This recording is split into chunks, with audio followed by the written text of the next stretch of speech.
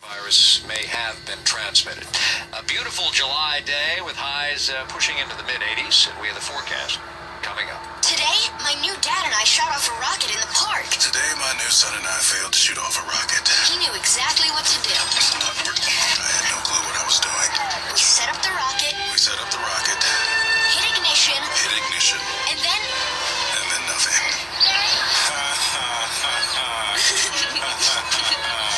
Sometimes I laugh when I'm frustrated. Then out of nowhere, it launched into the air. I've never seen anything fly so high. And then crash into a void. I'll never forget that day.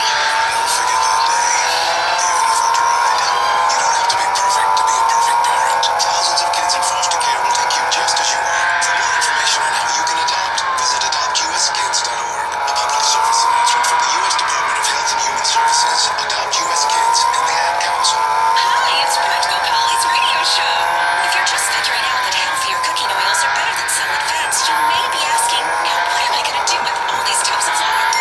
Ever had one of those moments when your favorite skinny jeans feel too tightly tailored?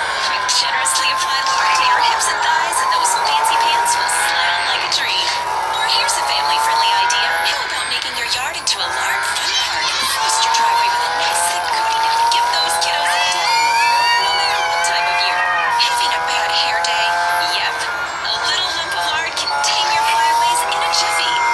So there's no need for that lard to go to waste or to your waste. But get your best heart-healthy trade-up with healthier oils like canola, olive, or other vegetable oils, which can actually lower your chances for heart disease. Now that's a tip worth keeping for life. Learn more at heart.org/face the fats. Canola Info is the national supporter of the American Heart Association's Face the Fats campaign. All right, on to the weather forecast we go. Sunny skies today, up to about 86 for a high. Clear skies overnight. We should dip down to 69, sunny and warm. High of 89 on Friday. Partly cloudy, hot and humid. Look for highs in the mid-90s.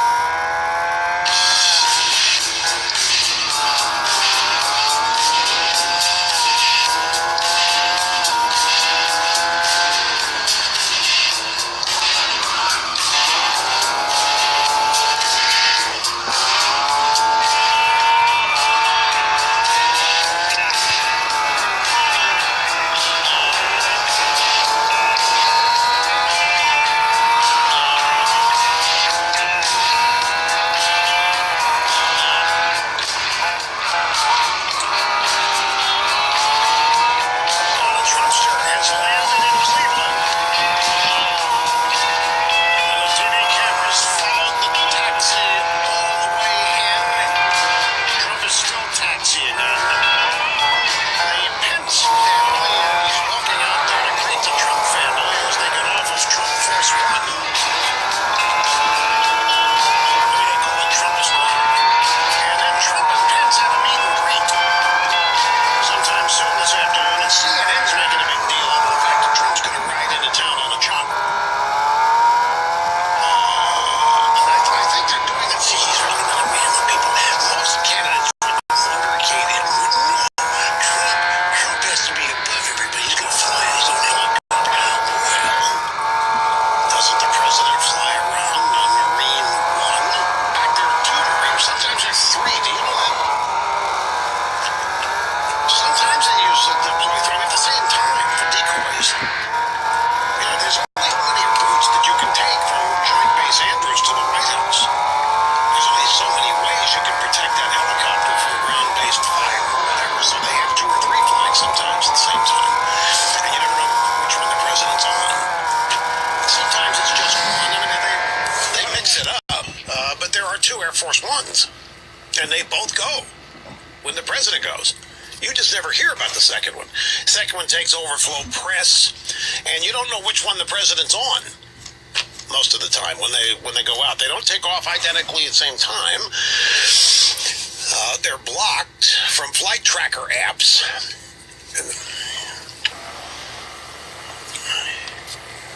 Where do they park? It's always at a different air base. Different Air Force base, nearest Air Force base or a different airport. They never put them at the same place. And that's for a reason, too. Now, this is flying out of Andrews. They'll use two. Then they're both in the same place. In domestic circumstances, sometimes there is only one. If it's just a domestic flight, but oftentimes they use them both. And they use them for overflow and for decoy. But in a place like when the president comes here, you see him get on the airplane. I mean, you can't miss which one he's on. And in a lot of places, TV cameras and so forth. But that's why the second one is somewhere else that you don't see. So that when they're both airborne, you don't know which one he's on. Because they can't be tracked. Their GPS or the flight track mechanism is always blocked. Anyway, enough of that. Ben Carson last night connected. Well, here's the headline. This is, make sure one of them is the New York Daily News. And this one is different. I don't know what website it is. Carson connects Clinton to in convention address. Ben Carson links Clinton to Lucifer in Republican National Convention speech because of her 1969 college thesis. Dr. Ben Carson suggested that electing Hillary Clinton would be the same as endorsing the devil himself. No, he didn't say that. All Ben Carson did was point out something the drive-by media has studiously ignored. In fact, try to reverse this. If the drive-bys could discover that Trump's hero was Lucifer, can you imagine what they would do with that? What happened is Hillary Clinton and Barack Obama both are devotees of a genuine lunatic by the name of Saul Alinsky. Now, he was brilliant. Saul Alinsky wrote a book called Rules for Radicals, and it was all about how to dismantle nations like the United States and turn them over to whoever, the underclass, the minorities, the victims of capitalism. Although it was much more pointed than that. And in the dedication, Rules for Radicals, Saul Alinsky dedicates the book to the first radical, Lucifer. Satan. Here's what Ben Carson had to say last night. By the way, a lot of them, not a lot, but some conservative blogs are really ripping into Carson for doing this.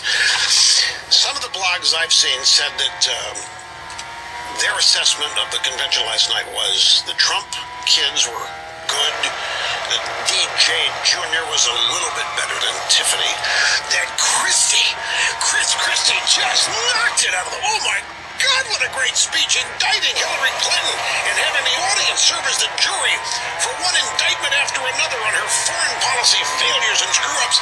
And then the last thing, Ben Carson came along and destroyed the whole night by delivering a speech that was aimed at small subset of extreme wacko conservatives. Somebody speaking to a convention using quotes from Saul Alinsky may as well not even be at that convention. Nobody cares. Nobody knows who Alinsky is. Some of the conservative blogs said that. So there are a lot of people not really in touch with what's happening here. But here's the subject, the essence of it. This Ben Carson last night, I frankly thought, just in terms of energy, presentation, and focus, I think this is the best speech I've seen him give in a long time.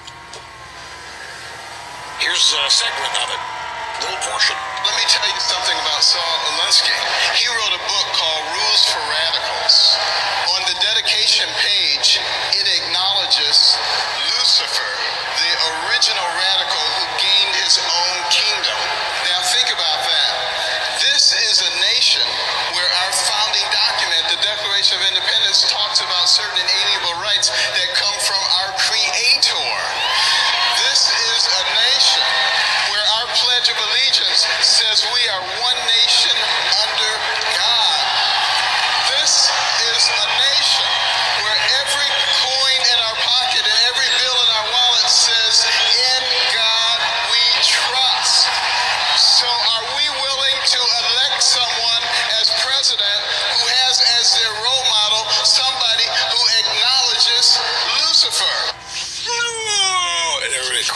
voted no and so forth. So you note that Carson was careful not to say that Hillary Clinton endorsed Lucifer, that Hillary Clinton has as a role model someone who acknowledges Lucifer. And then, of course, grab soundbite 24. We can sum up Chris Christie in one soundbite. And I have to tell you about this. When Christie went out there, I was a little trepidatious, and I'll tell you why. Because at the 2012 convention, he was the keynoter. That was the Romney convention. That was the Clint Eastwood empty chair convention. But Christie was the keynoter. What's the keynoter do? Traditionally, what's keynote speech do? Promotes the candidate, goes out there, and I just make the case for the candidate. Candidate is the greatest thing walking the planet. This candidate, you can't afford not to elect this candidate. It is all about the candidate. And Christie didn't do that. He did a biography, an autobiography kind of speech, but it was really pre-publicized. You remember going into the 2012 race, there was a moment in time during that campaign where all kinds of people were begging Christie to run. Remember, he went out to the Reagan Library and made a speech, and the audience was, "Run, Chris, why don't you run?" The Q&A seemed like every other question, "Why aren't you running?" And he had his answer, that he just wasn't ready and so forth. So he was a star in the making in 2012. And they had a camera with him backstage right before he was going to go out in the curtains, and it was like a prize fighter revving up for the big fight, psyching up, and his handlers, they're slapping him on the back. "You can do it, bud, you can do it, you can do it, you're the champ, you can do it." And they announced his name, and he said, clapped his hands, "Let's do this." Then he walked out there, quickly ran out there, and the convention went nuts. And the speech ended up being, well, it wasn't what people were expecting. So, when he goes out there last night, and I'm really hoping the convention ends soon because there's some TV shows I want to watch. And I want to get to the Trump, because I want to get to the finale here so I can, because it's getting late. And I can only squeeze so much TV viewing in before I go to bed. And Christie announces the premise of his